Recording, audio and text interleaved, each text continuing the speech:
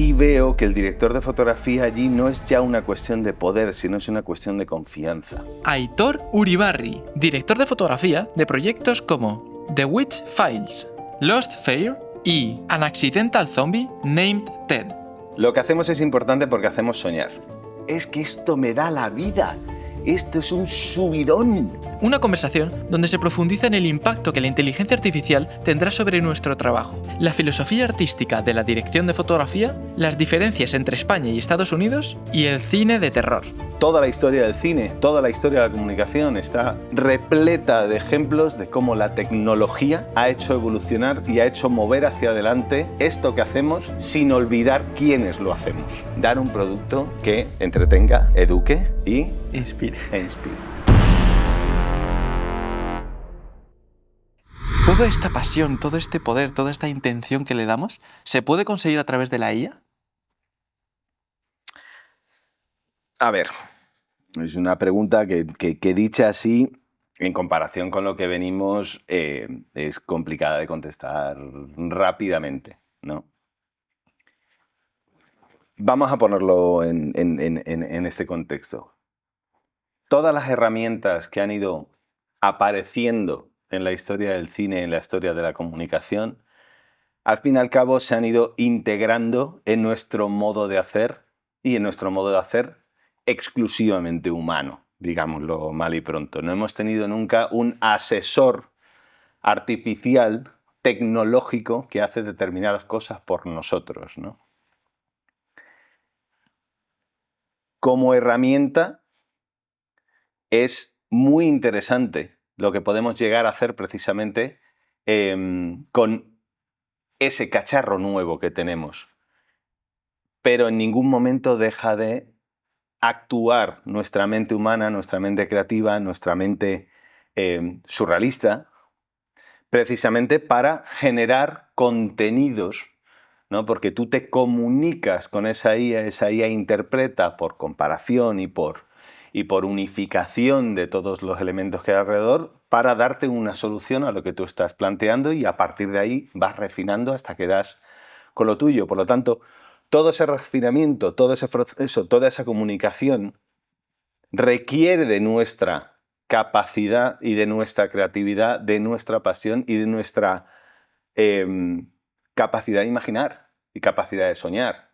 La IA interpreta esas cosas. Entonces, de algún modo, es totalmente compatible. Lo que hay es que entenderla y incorporarla como otro elemento, otra herramienta, otro proceso natural dentro de todas las opciones que tenemos, ¿no? Muchas veces, cada vez que aparece una herramienta nueva, ya vienen los apocalípticos. Esto es así. Nos vamos a quedar sin curro, va a desaparecer, no sé qué. No, va a desaparecer si tú no abrazas la tecnología. No es como si de repente la Nouvelle Vague hubiera dicho que le den por saco a la Bolex, yo quiero seguir rodando con la Mitchell de 400 millones de kilos. Entonces no podrían haber hecho al final de la escapada. No podrían haber empezado a rodar con luz natural precisamente por esas emulsiones, esas películas que tenían una mayor sensibilidad. Toda la historia del cine, toda la historia de la comunicación está repleta de ejemplos de cómo la tecnología ha hecho evolucionar y ha hecho mover hacia adelante esto que hacemos sin olvidar quiénes lo hacemos. No sé si te he contestado con eso. Dios, sí, está interesante. Genial. Este proceso que tú has dicho de refinamiento, es decir, nosotros como seres humanos le damos una información, interpreta y después refinamos. Este entiendo que es el proceso que llevamos utilizando con la IA hasta 2024. ¿Crees que ese proceso puede cambiar? Aquí ya estaríamos elucubrando en filosofía. Entiende que yo no soy ingeniero ni soy una personalidad de la IA, ¿no? Creo que eso son preguntas que en cierto modo tienen que ir más hacia aquellos que han creado la IA, porque esto tienes que tener en cuenta que nosotros como directores de fotografía estamos asomándonos a ella para ver qué opciones podemos tener con ella y qué tipo de resultados podemos conseguir para mejorar en nuestra realidad, ¿no? Pero si hay que elucubrar, vamos a filosofar, elucubremos. Mi sensación es que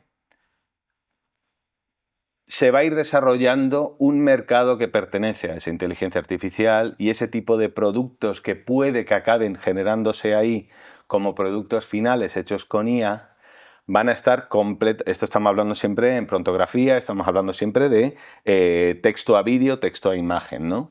Esto va a acabar generando una serie de productos muy probablemente exclusivamente comerciales, que tendrán su propio nicho, tendrán su propio mercado, pero no debemos olvidar que jamás va a desaparecer, al igual que no desapareció el teatro cuando aparece el cine, jamás va a desaparecer ese método, digamos, más tradicional de hacer una película. Nada, absolutamente nada puede sustituir a la mirada y la fuerza de un actor o el texto, y sobre todo nada puede sustituir al accidente que supone un rodaje.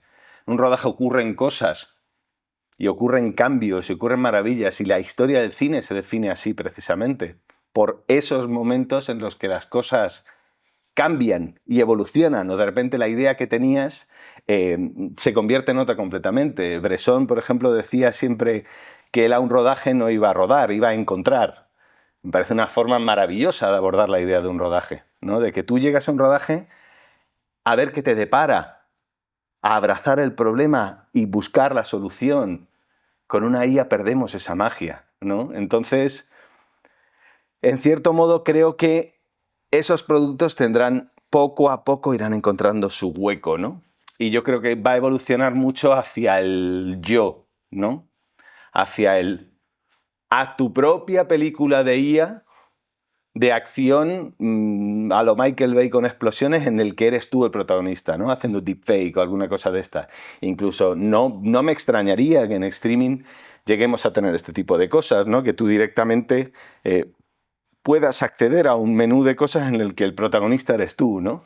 Esta obsesión, esta sociedad que estamos obsesionados con nosotros mismos, ¿no?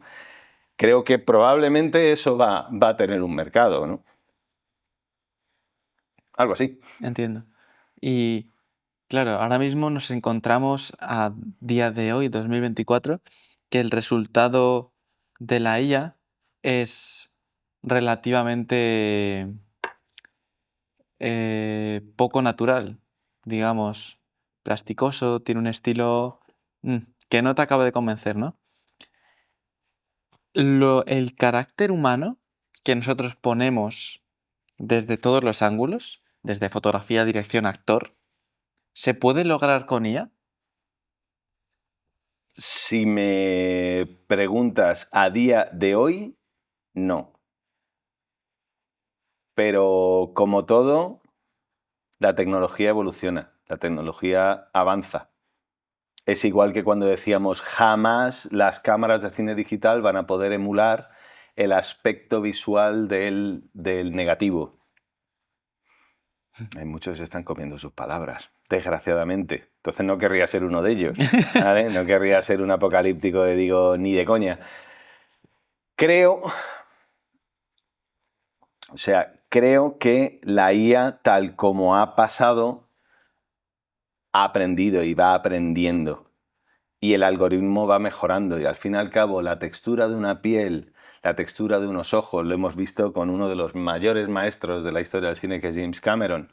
Su obsesión, por ejemplo, en Avatar era crear la mirada, una mirada humana. Y cuando tú ves al bicho azul ese de 4 metros, te dices, coño, este bicho está vivo, ¿no? Esa magia que tiene ha sido una evolución tecnológica, y conseguir que la tecnología evolucione durante 10 años para conseguir ese resultado realista reproducido por una máquina. ¿Sabes? Y el resultado, por ejemplo, en Avatar, todas las escenas de agua, ¿no? Todo eso es un desarrollo, una evolución tecnológica. Y lo que han hecho es desarrollar esas máquinas de render y ese algoritmo y todos esos mecanismos para que eso funcione, ¿no? Entonces, de algún modo, creo que en la IA va a pasar lo mismo, ¿no? Poco a poco vamos a ir viendo resultados que se vayan acercando cada vez más a una imagen real. ¿Será una imagen tan emocional como poder reproducir a una persona real diciendo determinadas cosas? Lo dudo. ¿Y más, incluso? ¿Cómo? ¿Y si es más emocional incluso que nosotros mismos? Eso sería fascinante. Aquí estamos como espectadores todavía viendo cómo aprende. O sea, me parecería fascinante que una máquina tenga esa capacidad porque entonces, como artistas, como creadores, hemos conseguido dominar la herramienta para introducirla y hacer y reproducir aquello a lo que realmente nos dedicamos, que es a reflejar, expresar y compartir emociones. Por lo tanto, éxito. Volvemos a como he empezado. O sea, la IA es una herramienta y como herramienta hay que integrarla. Igual que hemos integrado las cámaras digitales, hemos reducido muchos presupuestos en emulsiones, hemos conseguido que las luces, al ser mucho más sensibles a las cámaras, tengamos que utilizar muchísima menos electricidad. O sea, la tecnología evoluciona. El cine es un medio y es un arte tecnológico que evoluciona continuamente. Y entonces todos esos elementos se van integrando y van de una forma orgánica creando un nuevo producto. Creo que la IA es fascinante en ese aspecto, ¿no? A día de hoy, a 2024, ¿cómo podemos utilizar la IA como directores de fotografía?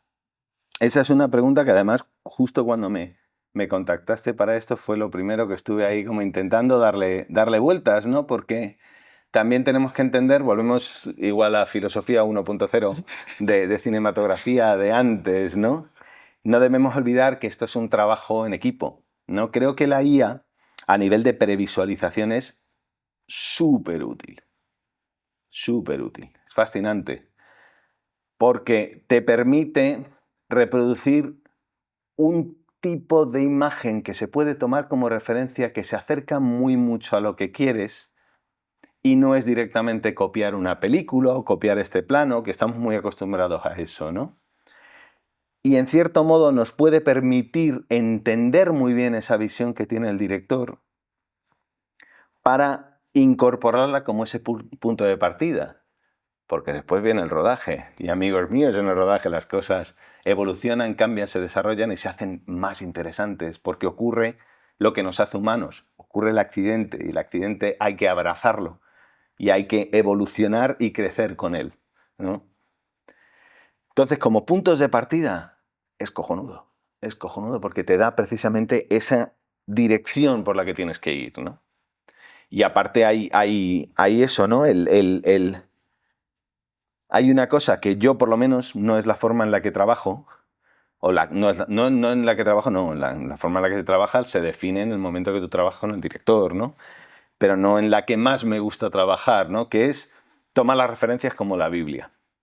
Tenemos una obsesión ahora, ¿no? Y se da mucho el rollo este de no, vamos a crear una maqueta para visualizar tal. Y digo, ya, pero es que lo que vas a crear es un producto ya hecho. O sea, utiliza la referencia como el punto de partida. Utiliza esas referencias porque las referencias no solo tienen que ser visuales. A veces las referencias son poéticas, son musicales, o sea, vete al Prado, tío, a mirar cómo trabajaban los artistas clásicos, ¿no? Mira esas pinturas, mira Velázquez, mira todo aquello que ha hecho evolucionar la fotografía, ¿no? Y no lo tomes como, ya, pero el plano ¿cómo es? ¿No? Esa obsesión que tienen algunos directores a veces de, no, pero esto es... Digo, tío, vamos a ser más orgánicos, vamos a dejarlo fluir un poco, ¿no? Vamos a intentar que nos hable también la escena un poquito, busquemos la forma de entender esto sabiendo muy bien cuál es el resultado visual, la estética, el look and feel que queremos. Porque manejamos unas referencias, pero esas referencias, si quieres hacerlas exactamente iguales, no estás creando nada nuevo, lo que estás haciendo es reproduciendo un modelo, lo cual para mí es un gravísimo error. Entiendo. Pero aún no hemos llegado al momento en el que se pueda generar un proyecto únicamente con IA. ¿Se pueden generar proyectos con IA? Y sí. O sea, repito, ¿se pueden generar proyectos de cero con IA? Sí. Ahora mismo, en cierto modo, en la mayoría de plataformas que tienes, hay limitaciones de tiempo de creación, ¿no? Sobre todo en los textos a vídeo, ¿no? Hay unas duraciones y si pagas ahí a cholón, pues es un poquito más. Sí, yo creo que un producto, y esto seguramente va a generar que me corten la cabeza, un producto que creo que sí se va a beneficiar mucho de las ventajas de la IA es la publicidad, ¿vale? Porque hay determinados productos y determinados anuncios y determinadas cosas que a día de hoy puede generar una IA perfectamente, ¿no? Sobre todo en su forma de trabajar con texturas 3D. Tú a una IA le puedes alimentar, le puedes decir, quiero que este botecito me lo integres en no sé qué. O sea, todo eso puede ser de un bote de perfume, me refiero, un bote de champú o lo que sea, ¿no? O imágenes que al fin y al cabo la publicidad es uno de los mundos donde se reproduce más hasta la saciedad unos determinados modelos que son absolutamente publicitarios, ¿no? Y a nivel interpretativo, a nivel visual, o sea, la publicidad como que es un género que en la inmensa mayoría de lo que se hace no aporta absolutamente nada nuevo, es una y otra vez la misma cosa, ¿no? Que es venderte un producto y venderte el producto a través de una sensación aspiracional, ¿no? Entonces, en ese aspecto la IA se va a alimentar muchísimo y yo pienso, pero esto es creencia mía absoluta, que muchos de los anunciantes están frotándose las manos diciendo, uy, nos vamos a ahorrar una pasta, ¿no? Entonces yo espero que mi apocalipsis en este aspecto no se cumpla porque hay mucha gente que trabajamos también en la publicidad y que evidentemente nos jodería mucho, ¿no? Que desaparecieran determinadas cosas. Sin embargo, te pones a pensarlo fríamente y dices, hombre, muchos de estos modelos hay muchísima publicidad que es que no tiene nada nuevo, Ya. no. Y hay otro campo dentro de ahí que se va a alimentar, que es precisamente el que, aquí me salgo un poco de cinematografía, pero es precisamente el que a mí más miedo me da, que es precisamente todo el mundo de los deepfake y el poder generar imágenes irreales que se vendan como reales. Que esto, el gran peligro, y aquí estoy siendo un poco apocalíptico, es precisamente que determinadas corrientes políticas y determinados líderes y determinadas personas lo utilicen para generar corrientes de opinión y generar determinadas realidades que no existen. A mí eso es lo que me da miedo, ¿no? O sea, generar vídeos que te vendan por realidad que están generados con IA o que es un deepfake donde están sustituyendo una cosa por otra.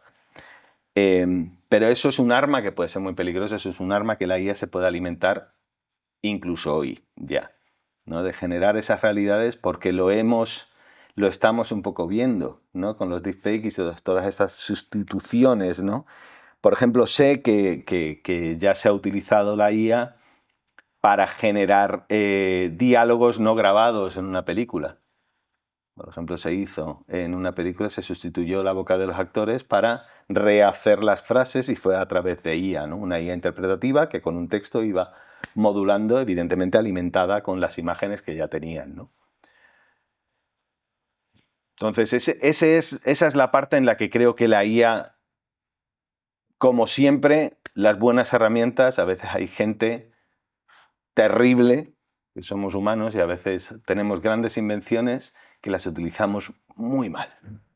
Creo que por ese lado quizás pueda ser que evolucione un poco. Es mi único miedo con la IA. El resto es abracémosla, tengámosla como una parte presente, integrémosla y sobre todo hagamos nuestra vida más fácil, porque eso es lo que hace muchas veces la IA. Facilitarnos procesos tediosos. Una de las cosas que está integrando la IA muchísimo, perdón porque me estoy enrollando, porque estoy No, me enlazando un gusta. poco en los diferentes aspectos que nos pueden afectar, ¿no? Una de las cosas que me fascina ahora mismo de la inteligencia artificial que creo que debemos abrazar inmediatamente es todas las cosas que nos ahorra en postproducción. Todas las herramientas actuales, tanto Premiere como DaVinci, como todos los programas de postproducción, están integrando procesos que nos permiten hacer las cosas más rápido, perder menos tiempo en cosas que son mecánicas y estúpidas, como por ejemplo una rotoscopia. ¿Vale? Ya se está integrando la inteligencia artificial para conseguir que esas rotoscopias y eso sea muchísimo más rápido, sea muchísimo más, tienes que irlo alimentando, pero tardas muchísimo menos, no tienes que ir frame a frame, no tienes que hacer este tipo de cosas. Puedes ir de una forma un poco más intuitiva, ¿no? O por ejemplo para igualar tonos de piel o para igualar cosas, todo eso la inteligencia artificial, para reencuadrar, para que te respeten, o sea, una serie de cosas que parecen sencillas para borrados de cosas, te lo hace automáticamente con DaVinci. La herramienta de borrado de elementos de DaVinci es muy interesante. Y es inteligencia artificial, pura y dura, porque lo que está haciendo es ahorrarte todo ese tiempo. Entonces, yo esto siempre lo comparo como ese artesano o ese trabajador de esa fábrica que ve que de repente de lo que era su trabajo artesanal de meter vasitos en una caja, de repente aparece una máquina que hace su trabajo. Y dice, me quedo sin trabajo. Digo, no, tío, aprende a controlar la máquina. Y así te incorporarás a tu profesión una herramienta más que hace que tú puedas disfrutar mucho más de otras cosas. Más que centrarte solo en que yo es que antes se hacía... El antes, en las disciplinas artísticas y disciplinas tan técnicas como la nuestra, no vale de nada. Aquí siempre hay que integrar y ver que esas herramientas van a ser parte de tu día a día. Y además a ti nadie te va a preguntar si lo quieres o no lo quieres, porque no eres tú el que decide que esas herramientas se integren o no se integren. Por lo tanto, esa herramienta está ahí. Intenta ver cómo la puedes utilizar de la forma más eficiente y sobre todo de la forma que te permita que tu trabajo sea más interesante. Totalmente.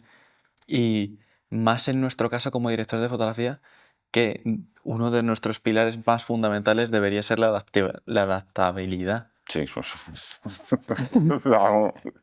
sea que Se adapta o muere, tío. totalmente tenemos que abrazar este cambio.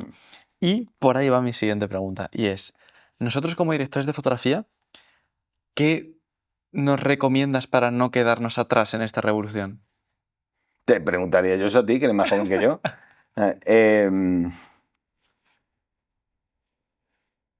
Es que yo, fíjate, en cierto modo, mi generación, ¿eh? Hay generaciones que han vivido otros cambios tecnológicos.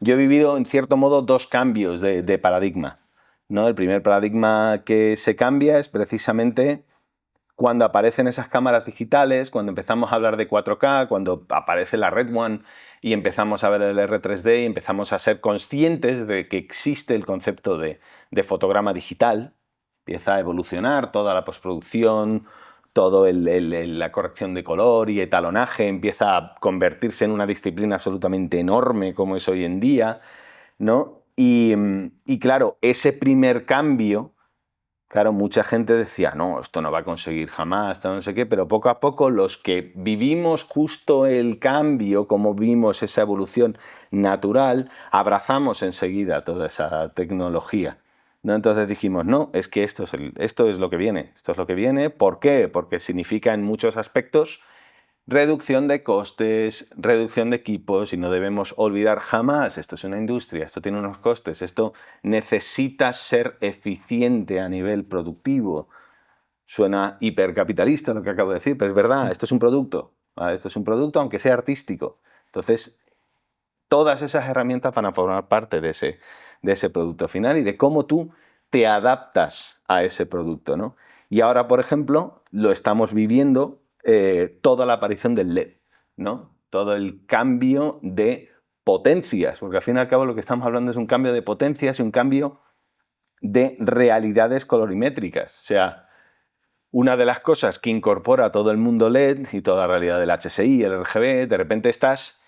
Y el DMX, ¿no? Esa comunicación que tienes con el LED para hacer efectos que ya se hacían, ¿eh? Ya se hacían, pero se hacían en conciertos, ahora lo estamos integrando muchísimo en el cine y lo estamos integrando muchísimo en todos esos productos audiovisuales, ¿no? Y entonces, ¿qué ocurre? ¿Qué vamos a decir? No, yo no ruedo con LED. Está tonto. O sea, el LED tiene su lugar. Es que a lo mejor en tu rodaje necesitas un HMI 20K por la ventana subido a una Panther. Igual lo necesitas, ¿sabes? Pero igual no. O sea, tú tienes que ser consciente de que un material no sustituye al otro, sino que un material incorpora al otro.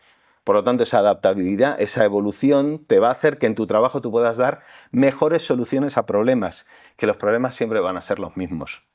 Entonces, la IA, 3/4 de lo mismo, te adaptas. Tienes que adaptarte a ello de esa forma para que integres esas soluciones a los problemas a los que ya te enfrentas y ya conoces. Entiendo. Genial. Pues adaptémonos, ¿no? Mi pregunta es, ¿cómo deberíamos hablar a la IA? ¿Cómo deberíamos hablar a la IA? ¿Te refieres cuando haces prontografía o cuando...? Sí. Es que eso da para una clase solo y para un seminario que ni siquiera soy yo el más experto en ello, porque para mí también es una cosa que estoy desarrollando y aprendiendo y intentando familiarizarme con ello, ¿no? O sea, la IA funciona con términos, al fin y al cabo, muy genéricos, ¿vale? Puedes ir especificándole cosas, puedes ir refinando ese prompt hasta que consigues el prompt perfecto que da tu resultado final. Cuando hablamos a la IA, evidentemente tiene que ser como cuando le hablas a un niño de 3 años casi, ¿no? Y con el respeto a la inmensa inteligencia que tienen muchos niños de 3 años, ¿vale? El tema es que tienes que irle poquito a poquito dando los elementos. Tú no le puedes de repente dar aquí una burrada de conceptos mezclados, porque lo que va a ocurrir es que te va a hacer un puturro de fue alucinante. O sea, vas a acabar con una imagen y dices, ¿qué es esto? ¿No? Entonces tienes que ir poquito a poquito, tienes que utilizar términos genéricos. Por eso digo que la IA muchas veces tampoco es tan creativa o es tan revolucionaria, porque al fin y al cabo, al trabajar por comparativa, lo que te está haciendo es un compendio de todos aquellos elementos que conoce como ciencia ficción, o como futuro distante, o futuro a lo Fritz Lang, o Star Wars imaginado por Tim Burton, ¿no? O sea, Tim Burton es un concepto visual y la IA busca entre toda la información, todas las imágenes, todo lo que se le ha alimentado que dice Tim Burton es esto, o ciencia ficción es esto. ¿No? Por ejemplo, yo, que soy un enamorado del género, creo que la IA da muchísimas opciones en ese mundo. Porque cuando tú estás intentando trabajar en cuestiones de mundos que no existen, de mundos que son la pura imaginación o que están basados en otro tipo de realidades o en otras referencias muy claras, la IA siempre te da soluciones muy interesantes que te sirven como puntos de partida fascinantes. Porque está cogiéndote todo lo que tú conoces en cierto modo en tu mente, pero te lo está dando directamente. Entonces tú le estás mencionando esos conceptos y los va interpretando poquito a poquito hasta que da con lo que en cierto modo tú te habías imaginado. ¿Vale? Entonces, ¿cómo hablarle? Hablarle con sencillez e irlo refinando, que es lo que le ocurre a todas las plataformas ahora mismo de IA. Hay muchas que tienen asistentes de prompt, ¿no? Que poco a poco el propio bot te ayuda a que poco a poco vayas dando con un poco lo que tenías en mente, ¿no? Entonces, tienes que ir aprendiendo a ser claro y sobre todo, lo que es muy importante, que ahí es donde entra la cinematografía, es tener muy claros los conceptos. O sea, saber qué significa una clave baja, saber comunicarle una clave baja, saber comunicarle una clave alta, saber comunicarle un movimiento, ¿no? Es un traveling in, es un traveling out, un push in, un push out, es un zoom, es un... Entender esas realidades, entender esos conceptos para saber muy bien cómo expresarlos. Por lo tanto, nos tenemos que convertir no solo en técnicos, sino nos tenemos que convertir un poco en descriptores claros de lo que estamos buscando, ¿no? Y de algún modo ahí la IA es donde nos va a entender mejor. Entiendo, que además nos viene súper bien aprender a comunicarnos, ¿no? Va haciendo falta. Genial. creo que... Pero es una cosa que es curiosa, la IA no entiende de comunicación poética, ni metáfora, no. La IA es pato. Hombre caminando por la playa en puesta de sol. Pongo el ejemplo más básico que puedes tener, ¿vale? Y es que no es hombre caminando por la playa con la sensación del calor golpeando su piel. No. La IA dice, mira, calor golpeando su piel probablemente te dé un tío ardiendo. Literal, ¿eh? Porque interpreta los conceptos y los compara y te da un resultado, ¿no? Totalmente, de forma ahí súper objetiva.